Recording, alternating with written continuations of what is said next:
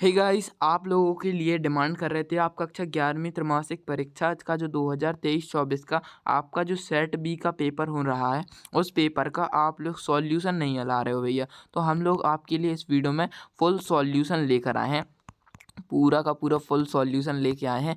तो ये जो हमारी पार्ट टू वीडियो है और पार्ट वन अभी तक नहीं दिया है, तो आप लोग जाकर देख सकते हैं हमारे चैनल पे।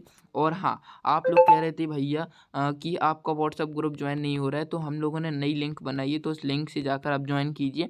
उधर पर आप लोगों को काफ़ी सारी जानकारियाँ प्राप्त होंगी, क्योंकि व्हाट्सअप ग्रुप में बहुत सारी चीज़ें जो हैं ऐसी अपलोड कर सकते हैं जिन्हें हम यूट्यूब पर अपलोड नहीं कर सकते। चलिए, तो और आप लोगों को कह रहे थे कि भैया आप रियल पेपर अपलोड नहीं करते, तो रियल पेपर अपलोड करने के लिए आप लोगों को हमारे चैनल पर करने पड़ेंगे 33,000 सब्सक्राइबर। ठीक है, तो जाके रियल पेपर शायद अपलोड हो सकता है, वरना तो व्हाट्सअप ग्रुप में ही होगा। और व्हाट्सअप ग्रुप जो है अभी फुल होने वाला है, तो कुछ बच्चों को ही मिल पाएगा। तो सबको चाहिए तो 33,000 जल्दी से करवा दो सब्सक्राइबर। सिर्फ 700 सब्सक्राइबर्स की ज़रूरत है, जल्दी से करवा दो जितना हो सके। तो ये आप लोगों के सही विकल्प थे, जो सही विकल्प हमने आपके करवा रखे थे। इसका पहले का आंसर है चंद्रवरदाई, दूसरे का आंसर है कबीर ने ईश्वर को एक माना है, मीरा ने की श्री कृष्ण जी को ईश्वर पति के रूप में है माना था। नमक का दरोगा कहानी 1924 में प्रकाशित हुई थी। भारत शब्द किस भाषा का है? वो संस्कृत भाषा का है। लता मंगेशकर जी के पिता का नाम दीनानाथ है।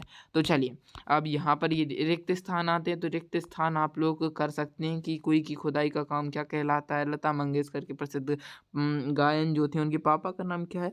तो ये तो हमने पहले ही पार्ट वन वीडियो में करवा रखे हैं, तो उसको जाकर आप लोग देख सकते हैं। अभी हम लोग अपनी वीडियो को लंबा नहीं करते हैं। यहाँ पे कथन वाक्य वाले आ जाते हैं और ये जोड़ियाँ आ जाती हैं। जोड़ी में यहाँ पे सूरदास की जगह कबीर दास है, जो ज्ञान मार्गी शाखा के श्रेष्ठतम कवि थे। या यहाँ पर भक्ति शाखा आता, क्योंकि यहाँ पर मिसप्रिंट हो रखा है इस पेपर में। ओके, तो अब आते हैं सत्य सत्य पर। सत्य सत्य भी 6 नंबर के हैं आप लोगों के, और आप लोगों के यहाँ पर सत्य सत्य आई होप आप लोगों को पता होंगे। और क्योंकि हमने अपनी पार्ट वन वीडियो में इसके बारे में बात कर रखी है सत्य सत्य की, तो सत्य सत्य आप लोग पार्ट वन वीडियो में जाकर देख सकते हैं। फुल सॉल्यूशन है पूरे MCQs का। अब आते हैं अपने 2 नंबर के क्वेश्चन पे। बच्चे 2 नंबर के क्वेश्चंस के लिए बहुत ज़्यादा डिमांड कर रहे थे, और 3 नंबर के क्वेश्चंस के लिए। तो 2 नंबर्स के क्वेश्चंस का तो सॉल्यूशन आ चुका है। 3 नंबर के क्वेश्चन का सॉल्यूशन हम लोग जल्दी ही अपलोड करेंगे। और हाँ, 700 सब्सक्राइबर करना मत भूलना, क्योंकि 33,000 सब्सक्राइबर्स पे एक बिग सरप्राइज़ आने वाला है। मैंने वो पहले ही बता रखा है आपको वीडियो में। ठीक है, तो अब है हमारे मानव शरीर का निर्माण किन किन 5 तत्वों से होता है। तो इसको ज़रा देख लेते हैं, मानव शरीर का निर्माण किन किन 5 तत्वों से होता है। तो इसका आंसर है अग्नि, जल, वायु, धरती, आकाश इत्यादि 5 सब तत्वों से ये मानव शरीर का निर्माण होता है। ठीक है, इसका मतलब ये इम्पोर्टेंट क्वेश्चन है, हर साल आता है। ठीक है, तो अग्नि, जल, वायु, धरती, आकाश इत्यादि 5 तत्वों से मानव शरीर का निर्माण होता है। ठीक है, और फिर आते हैं हमारे 7th वाले क्वेश्चन में कि मीरा किसको अपना पति मानती थी और क्यों? मतलब रीज़न भी देना है क्यों मानती थी।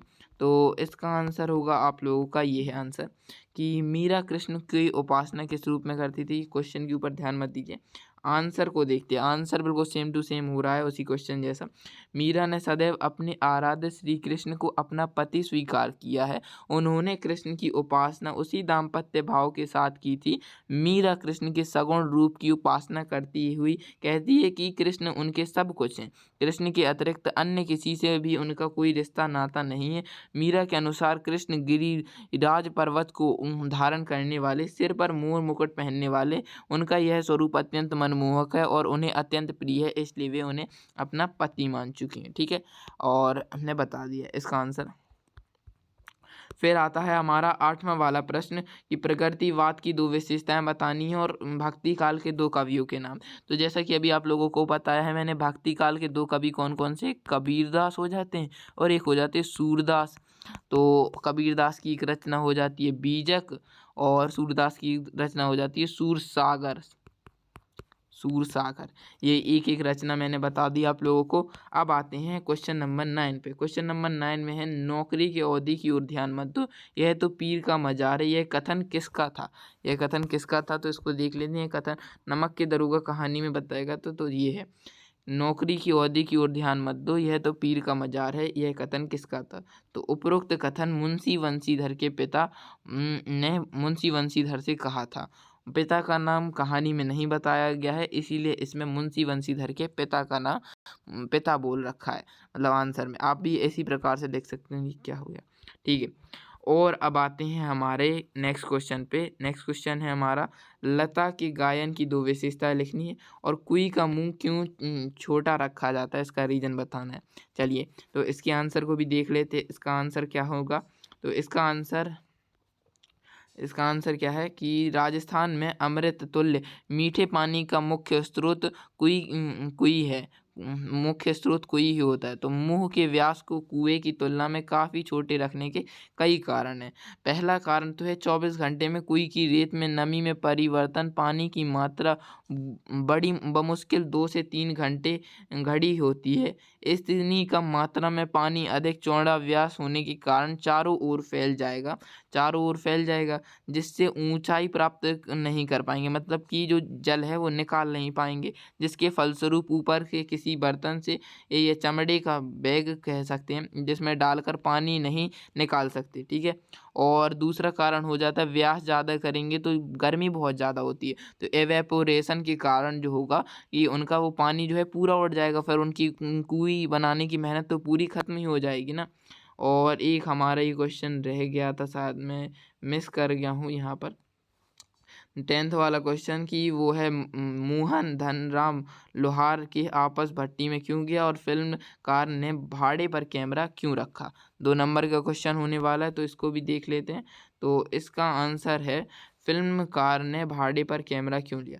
सत्यजीत राय ने राय बिहारी एवेन्यू में एक बिल्डिंग के कमरे को भाड़े पर लिया, ठीक है। शूटिंग आरंभ करने से पहले फिल्म के काम करने के लिए कलाकारों को चुनना था, अतः कलाकारों का इंटरव्यू या ऑडिशन लेने के लिए कमरा लिया। वहाँ आकर बहुत से लड़के फिल्म में मतलब क्या हमने फिल्म में अप्पू के बनने के लिए इंटरव्यू दिया, इसलिए उन्होंने कमरा जो था वो उन्होंने भाड़े पर लिया, ठीक है। आई होप आप लोगों को समझ में आया होगा, ठीक है। फिर आते हैं हमारे 12वें वाले क्वेश्चन में, निर्देश अनुसार कीजिए। देखिए, मिश्रित वर्ष और मुहावरों का अर्थ में प्रयोग करते हैं। तो दांत खट्टे कर देना और आंखों में धूल झोंकना। तो आंखों में धूल झोंकना कैसे कि रमेश ने सुरेश की आंखों में धूल झोंककर उसके घर से पैसे चुरा लिए। फिर दांत खट्टे करना, इंडिया ने पाकिस्तान को हराकर पाकिस्तान के दांत खट्टे कर दिए। इस प्रकार से आप लोग इनका मुहावरों में प्रयोग कर सकते हैं। फिर आता है 13, रस की परिभाषा उदाहरण से, और वीर रस की परिभाषा उदाहरण से। तो इसका आंसर भी देख लेते हैं हम लोग। वीर रस की परिभाषा, तो भावुक के हृदय में, मतलब भावुक जो बोल रहा है, उत्साह नामक स्थायी भाव का विभाव अनुभाव एवं संचारी भाव से संयोग होगा, तब वीर रस की मतलब परिपाक होता है। इसका स्थायी भाव उत्साह होता है। जैसे सिंहासन हिल उठे, राजवंशों ने भुगती तानी थी, बूढ़े भारत में भी आई फिर से नई जवानी थी, ये वीर रस का उदाहरण हो जाता है। तो यहाँ पर आप लोगों के कितने क्वेश्चन करवा दिए हम लोगों ने अभी, देखिए 13 क्वेश्चन करा दिए। और भारतीय हिंदू युग में निबंध, उपन्यास और कहानी में अंतर लिखने। उपन्यास और कहानी में अंतर काफ़ी इजी होते हैं। उपन्यास जो है विस्तृत होता है, कहानी विस्तृत नहीं होती। उपन्यास की कला वस्तु बड़ी होती है, कहानी की कला वस्तु छोटी होती है। उपन्यास को पढ़ने में कम समय लगता है, कहानी को पढ़ने में अधिक समय लगता है। और उपन्यास में कलाकार मतलब पात्रों की संख्या अधिक होती है, कहानी में पात्रों की संख्या कम होती है, ठीक है। इस प्रकार से बना सकते हैं। पिता ने कवि को सोने पर सुहागा कहा क्यों। पिता ने कवि को सोने पर सुहागा क्यों कहा, इसका आंसर होगा, देखिए मैं बताता हूँ। हाँ, तो इसका आंसर आप लोगों को दिखाते हैं कि पिता ने कवि को सोने पर सुहागा क्यों कहा। तो इसका आंसर है कि पिता अपने 5वें पुत्र को अत्यंत स्नेह करते थे। वह अपने 5 पुत्रों को भवानी से अपनी युविका दिखाते थे, मतलब 5वें पुत्र जो भवानी थे वो अपनी योग्यता जो थे दिखाते रहते थे समय समय पर भवानी ने अपने कार्यों से अपने पिता को एवं कुल का नाम रोशन किया था। इसलिए जो भवानी प्रसाद मिश्र जी थे वो काफ़ी ज़्यादा होशियार थे। इसलिए पिता जो थे अपने चारों बेटों को सोना कहते थे और 5वें बेटे भवानी को सोने पर सुहागा कहकर बुलाते थे। इसलिए पिता जो कवि के पिता हैं वो कवि को सोने पर सुहागा बुलाते हैं।